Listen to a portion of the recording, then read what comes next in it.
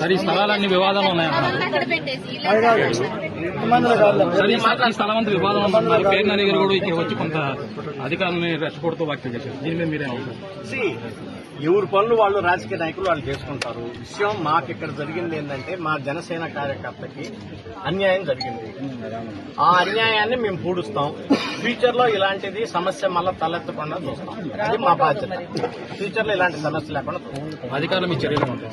Definite గా దీనికి definite గా వాళ్ళు ఎంతో కష్టపడి సంపాదించుకున్నటువంటి డబ్బులు రూపాయి కూడబెట్టుకుని ఏదో కట్టుకుంటుంటారు. చిన్న చిన్న ఈ లోపాలు కోర్టు పరంగా కానీ లేదా వేరే రకంగా కానీ ప్రతి విషయాల్లో ఉంటాయి, ఉండవని అంటాం. కానీ అట్లాంటి సందర్భం వచ్చినప్పుడు అధికారులు దాన్ని ప్రాపర్ గా హ్యాండిల్ చేయాలి. సో అధికారం చేతుల్లో ఉంది కదా అని చెప్పి గమగమ వచ్చేసి చేస్తే అందరూ మనోధైర్యాలు దెబ్బతింటాయి. బట్ సొసైటీ కూడా ఈరోజు ఏం మాట్లాడుతుంది దీని గురించి, 100% చేసింది తప్పు అని చెప్పేసి మాట్లాడుతుంది. అందుకని కొంచెం బాధ్యతగా కూటమిలో ఉన్నప్పుడు జనసేన కార్యకర్తకు అన్యాయం జరిగింది కదా, ఇది టీడీపీ వర్సెస్ జనసేన కింద కూడా బయటకు వెళ్తుంది. దీన్ని ఎలా అనుకోవచ్చు? అట్లా ఏం లేదు. మేము కలిసే ఉన్నాం. మా కూటమిలో మాకు అట్లాంటి విభేదాలు ఇట్లాంటివి ఏమన్నా. సో డెఫినెట్ గా ఏదైనా విషయాలు ఉంటే కూర్చొని మాట్లాడతాం, దాన్ని సరి చేస్తాం.